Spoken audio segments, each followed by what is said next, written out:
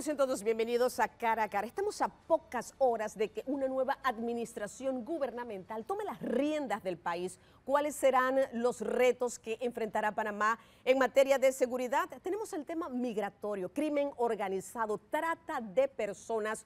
¿Cómo lo harán las autoridades? Hoy vamos a hablar alto y claro de este tema con el director regional de Crime Stopper, Alejo Campos, porque él es nuestro invitado de hoy aquí en Cara a Cara. Alejo, gracias por estar con nosotros en Cara a Cara. Crime Stopper se ha caracterizado por trabajar en conjunto con algunos temas puntuales en materia de seguridad con el gobierno panameño. Y yo creo que tenemos que arrancar por esta actualidad. Estamos a pocas horas de que el señor José Raúl Mulino asuma esta función primordial como presidente mandatario de la nación, y lo que hemos visto es una visita previa a Darién específicamente, donde ya ha dicho con mucha firmeza y energía cerrar la frontera es necesario por el tema migratorio. ¿Quién mejor que el director regional de Crime Stopper para que hable de este tema? Y no se lo digo por el conocimiento en general, sino porque te ha tocado estar allí, vivir parte de esa experiencia. ¿Cómo ves este tema en general? ¿Va a ser un gran reto? Decía el mandatario, no estoy hablando de una muralla, estoy hablando de cooperación a nivel internacional para poder enfrentar este gran reto. Arranquemos por aquí. Bienvenido a Cara a Cara, este reto puntual que tiene el gobierno del señor José Raúl Mulino. Bienvenido. Gracias, Dorca, por la invitación, como siempre. Es un placer estar acá en el programa. Sin lugar a duda, el tema de Darién ha marcado la agenda de seguridad y agenda política del presidente Mulino, lo cual vemos con muy buenos ojos ese tema, porque es un tema que hay que prestarle especial atención en Panamá, y no solo en Panamá, sino en toda la región. También él manifestaba días atrás una frase interesante que decía que ya la frontera sur de los Estados Unidos ya no es México, sino que esa frontera sur se ha transformado casi en el Darién, y te diría que es una especie de extensión de frontera sur el Darién en este momento, por donde están y siguen pasando cada vez más nacionalidades de muchísimos países, y que después algunos quedan detenidos acá porque tienen algún vínculo con crimen organizado, con narcotráfico, con terrorismo incluso, y otros logran evadir esos controles y llegan hacia otras fronteras en donde son detenidos, afortunadamente, y no siguen avanzando. Pero es muy bueno que forme parte de esta agenda central de la nueva administración en Panamá, la cual vamos a acompañar con muchísimo entusiasmo, porque es un tema que nos preocupa mucho desde muchos aspectos, ¿no? No solo es el tema de la migración en sí, ahí son temas fronterizos en donde hay un tema de narcotráfico involucrado, donde hay un tema de crimen organizado, donde hay un tema de economías ilícitas, y esta es una palabra clave que tenemos que comprender en esta nueva dinámica o ecosistema criminal, que es las economías ilícitas, que es lo que está atrás de todo esto. Lamentablemente, cuando hablamos de migración, por un lado tenemos que hablar de la parte humanitaria, porque son seres humanos, pero también tenemos que hablar de la economía ilícita que hay atrás y del crimen organizado, porque para el crimen organizado estos seres humanos son simplemente un producto con el cual generan grandes cantidades de dinero. Ya salía publicado hace poco que el Clan del Golfo manejaba cifras cercanas a los 30 millones de dólares el año pasado, cifra que en algunos casos supera la cifra del narcotráfico, y esos 30 millones solo los generaron a partir de personas que pasaron por la parte, digamos, de la frontera colombiana y la parte de Darién también. Entonces hay dinero ilegal que se mueve atrás de estos flujos migratorios, y esto es lo que tenemos que ver, porque es grandes cantidades de dinero que luego son blanqueadas en el sistema financiero, que vienen a apoyar al crimen organizado, el crimen organizado que se maneja con las bandas locales de cada uno de los países. No es la excepción Panamá, también hace poco salió una publicación de eso, cómo las pandillas panameñas estaban supuestamente involucrados en el tráfico de migrantes y en la movilización o facilitar determinada movilización de los migrantes irregulares. Entonces, hay crimen organizado atrás de la migración y hay economía ilícita, por lo tanto es urgente atenderlo. Claro, es que cuando te escucho hablar, Alejo, y presentar todo este escenario, a ver, el gobierno tiene varios frentes abiertos. Un anuncio de este tipo, incluso el ministro de Seguridad electo hablaba sobre algunos contactos que se están dando. Obviamente es un flujo irregular. Se cierran algunas de estas rutas.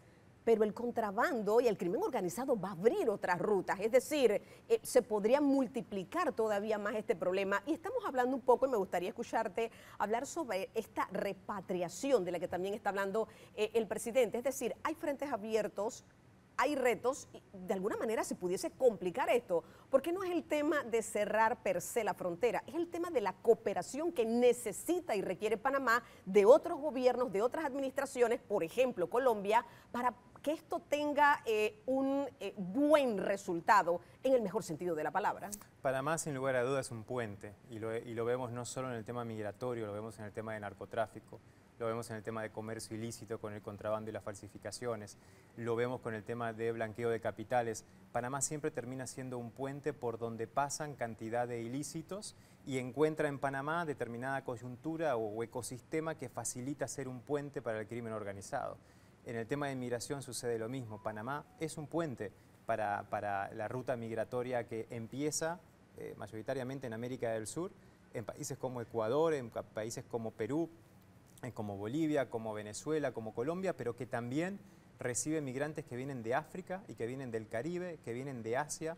Digo, cada vez hay más, por ejemplo, personas que vienen de China, que usan la ruta del sur para ingresar de alguna forma, pasar por el Darién e ingresar hacia la frontera de los Estados Unidos. O sea, cada vez más América del Sur, por diferentes países, ingresan diferentes nacionalidades que al final terminan encontrándose todas en un punto en común, que es este puente llamado Panamá y específicamente en este caso llamado Darién. Entonces, tal como lo decís, si el nuevo gobierno, que esperemos plantea algunas soluciones muy concretas para tratar de frenar la ola migratoria, el crimen organizado va a buscar otros puentes, va a buscar otras alternativas. Y como Panamá tiene esta condición de puente, los temas de seguridad desde nuestra perspectiva también tendrían que entenderse como temas de política de Estado, de Estado de exterior, o sea, las relaciones con los otros países. Porque todos estos delitos que mencionamos anteriormente, que no solo es migración, se generan afuera de Panamá y usan y abusan de Panamá, su infraestructura, su sistema jurídico, su sistema financiero, para transitar por Panamá. Entonces, pero se generan afuera. Entonces es fundamental que la política de seguridad esté muy amarrada con la política de exteriores, digamos, de relaciones exteriores, para ir a aquellos países en donde se generan estos problemas y en donde se pueden solucionar afuera. Porque una vez que ya estén adentro del territorio, es mucho más difícil controlarlos y obviamente te genera una conflictividad social.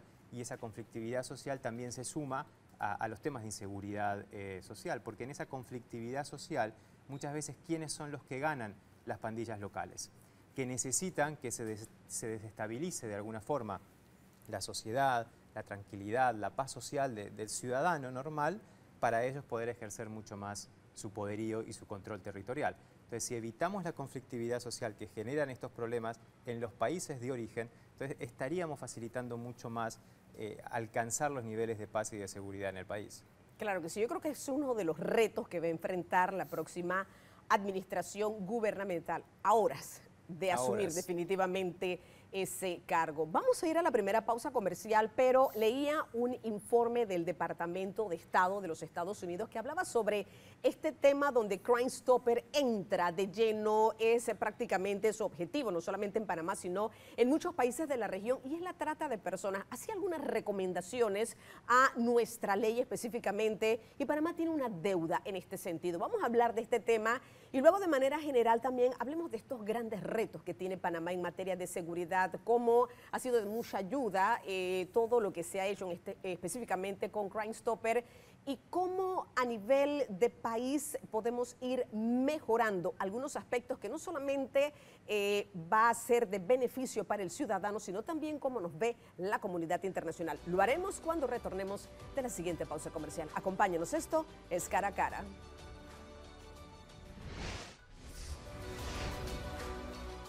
Amigos, estamos de vuelta, esto es Cara a Cara. Hablábamos del cierre de la frontera allá en Darién, tema migratorio. Hablemos ahora de la trata de personas, que tiene que ver mucho con este tema. El último informe, Alejo, del Departamento de los Estados Unidos decía que Panamá no cumple con los estándares mínimos en este tema tan especial e importante que tiene que ver con trata de personas. Es más, había tratado menos casos o menos víctimas, en este caso en particular, que en el 2021, no porque hubiese menos casos. Algo está pasando allí y tenía puntos específicos en cuanto a la ley de trata de personas. ¿Cómo lo ve Crime Stopper? Es decir, sí necesitamos hacer algunos ajustes para que este tema o tantas personas no sean víctimas de la trata, en este caso en particular. Sí, Dorcas, lamentablemente, nuevamente Panamá se transforma en este puente que hablábamos recién para un delito nuevo que es la trata de personas. No nuevo porque sea nuevo en la historia de la criminalidad, digo nuevo porque sumamos delitos a este puente que es Panamá para el crimen organizado.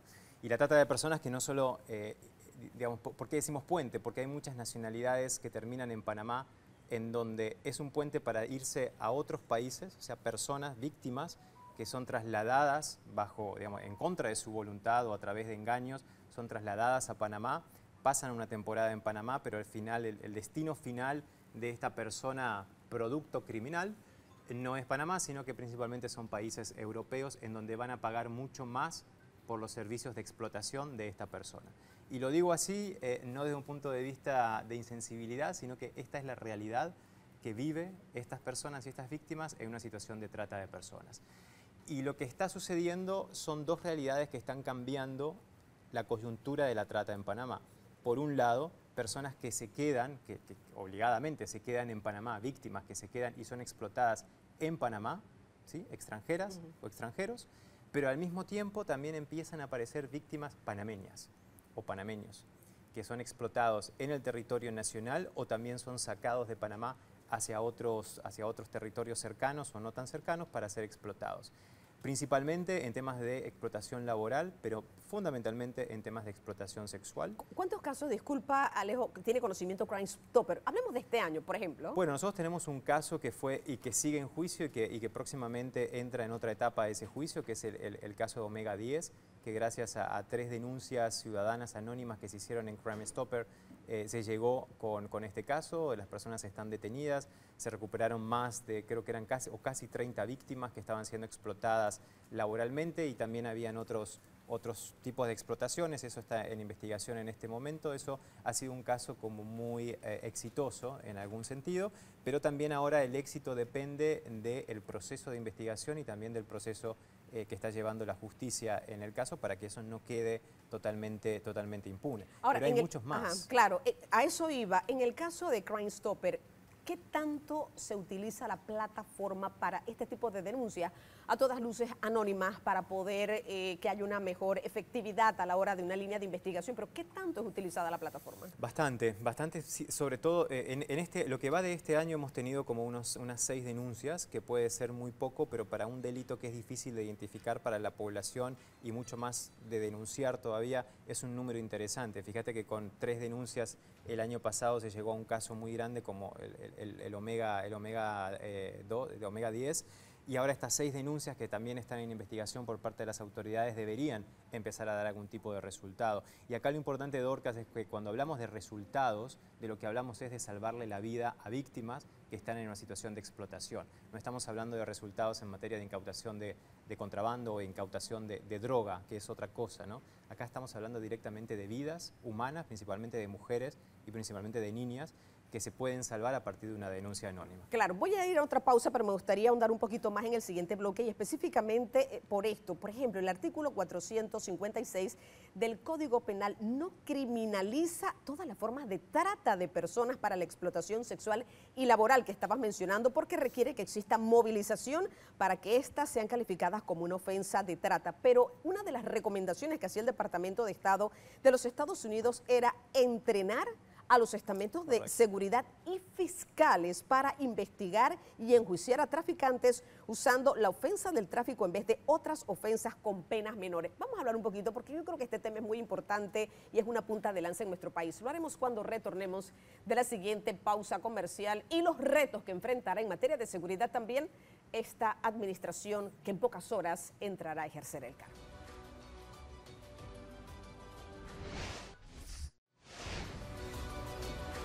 Amigos, ya estamos de vuelta. Esto es Cara a Cara. Alejo, esta recomendación de que, a ver, hay que entrenar a los estamentos de seguridad y capacitar a los fiscales, es algo así, si lo pudiésemos traducir en, me pasa el delito por delante y yo no lo logro identificar, no sé qué hacer, ¿es a ese nivel?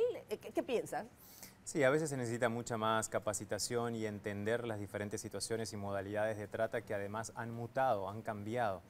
Tenemos leyes y la panameña es un caso que creo que tiene más de 10 años de existir. Entonces el crimen organizado en 10 años, imagínate toda la mutación que ha tenido y las estructuras de trata de personas han mutado, se han profesionalizado, han cambiado para adaptarse justamente a la persecución criminal que han tenido hace 5 años atrás. Entonces ahora las modalidades de trata, más allá de las que son las más comunes como la explotación sexual y la laboral, hay nuevas, pero también hay nuevas formas de engañar a la víctima, de transportarla, de alojarla, de alimentarla, de darle servicios que te transformaría a vos en parte de la estructura de trata. Y muchas veces eso cuesta entenderlo por parte de la Fiscalía que está en la investigación y por parte de los diferentes estamentos, y cuesta entender un poco, visualizar esa situación de trata, ¿no? A veces muchas personas dicen, bueno, pero esas mujeres, porque lo dicen así, esas mujeres que estaban en un aeropuerto y que estaban con su tratante, ¿por qué no levantaron la mano y dijeron que me estaban obligando a ser trasladada de un aeropuerto a otro y pasaron por el aeropuerto de Tocumen y no dijeron nada? Esa es una buena pregunta. Ah, es porque ellas saben y porque ellas querían ir a hacer lo que iban. No, lo que pasa es que en la casa, en el pueblo de donde ellas venían, del país de origen de donde ellas venían, pero puede ser Panamá también, había una persona que estaba parada en la puerta de su casa mirando a sus hijos, sacándole foto a sus hijos y a su mamá, que se quedó con sus hijos, obligándola a ella a mantener silencio para poder pasar por el aeropuerto. Estaba completamente amenazada. Y al estar amenazada y al ser transportada y trasladada hacia otro país, entonces hay una situación de trata. Esa mujer no tenía la libertad de decirle a un policía con quien se cruzó, decirle, miren, yo no quiero estar acá. ¿Por qué? Porque mataban a sus hijos. ¿Hay más casos de extranjeros o nacionales? Hay más casos de extranjeros. Depende del tipo de explotación, pero todavía se ven más casos de extranjeros, de extranjeras, porque es una realidad lamentablemente más hacia las mujeres en la parte sexual, de explotación sexual, y más hacia los hombres en la parte de explotación laboral, sobre todo vinculado a trabajos, digamos, de fuerza como construcción y trabajos de ese tipo, fábricas, construcción. ¿De qué nacionalidades en ese caso, en el plano laboral? Bueno, hay algunos que venían de Nicaragua, gente también que venía de Colombia, de países del sur, y acá es cuando la trata se mezcla de alguna forma o se nutre de la migración. Migración irregular, tráfico de migrantes, es completamente diferente a trata de personas, no hay que confundirlas, pero una de alguna forma alimenta a la otra. Cuando un migrante no tiene recursos para seguir en su camino, entonces termina transformándose en una víctima de trata de personas con la promesa de que va a conseguir ese dinero, el cual nunca termina consiguiendo, para volver a su situación de migración irregular y avanzar en el camino. Generalmente no logran recuperar la situación de migrante regular porque la estructura de trata nunca lo va a soltar una vez que ya lo tiene como víctima. Entonces, por eso es que controlar la migración de alguna forma también es controlar que no hayan tantas víctimas de trata de personas, pero sí, Dorcas, es fundamental el tema de la capacitación, de dotar de tecnología a los estamentos de seguridad y a las unidades fiscales que hacen investigación, porque trata también está relacionado con narcotráfico, está relacionado con el blanqueo de capitales, con crimen organizado, no solo es trata sola. Sí, cuando hay una situación de trata hay otros delitos que están vinculados, y la reforma de las leyes es importante. Claro, ¿qué tanto puede ayudar? Creo que en Estados Unidos hay un comité que se ha conformado. Correcto. Y es un comité de víctimas, es decir, su experiencia, el aporte a las autoridades, de alguna manera creo que está generando algún tipo de resultado. Sí, hemos tratado desde Crime Stopper de motivar en algunos países la creación de este consejo, es como una especie de consejo consultivo de sobrevivientes. Ya no se habla tanto de víctimas, sino de la persona sobreviviente a la trata de personas, la cual ha pasado a veces en una situación de explotación de 10 años, ¿sí? Ha pasado por una curva de aprendizaje muy grande y tiene un conocimiento de cómo funcionaba esa estructura de trata. Entonces se conforman en un consejo asesor y ese consejo asesor brinda asesoría y apoyos y entrenamientos incluso a las policías, a las unidades de las fiscalías, a los jueces, y ayudan en la investigación a entender determinadas escenas, porque muchas veces cuando fiscales o policías llegan a determinadas escenas donde se hacía una explotación de alguna modalidad de trata, no terminan de entender la totalidad de la escena y por lo tanto no recogen legalmente las evidencias necesarias para luego validarlas en el proceso de investigación. Entonces, cuando hay una víctima que estuvo ahí, entonces ellos saben cómo funciona eso y saben exactamente qué vale la pena recoger de esa escena que después va a servir en la investigación y en el juicio. Claro, y que termina siendo clave. ¿Ha tenido Crime Stopper la oportunidad de reunirse con las nuevas autoridades? ¿Cómo es esa transición? Obviamente no es una institución, pero de alguna manera toda la información, la experiencia que ustedes recaban, ¿cómo se traslada a las nuevas autoridades? No sé, una reunión con el ministro de Seguridad, algún contacto con el Ejecutivo. ¿Cómo han hecho? Si es que la han tenido hasta este momento. Sí, ya hemos tenido un acercamiento muy positivo. Además, hemos formalmente solicitado a todas las instituciones de gobierno con las que hemos trabajado en estos últimos 5 años para que Crime Stopper y todo lo que se ha hecho en estos años forme parte de la agenda de transición y entendemos que así fue en algunas de las instituciones. Hemos tenido un acercamiento con el nuevo ministro Frank Ábrego y sé que vamos a tener una reunión una vez él tome posesión oficial, digamos, del cargo para obviamente ofrecer toda la capacidad que tenemos a nivel de cooperación y aceitar mucho más con el aprendizaje que tuvimos en estos 5 años de que funcione mucho más el seguimiento de las denuncias.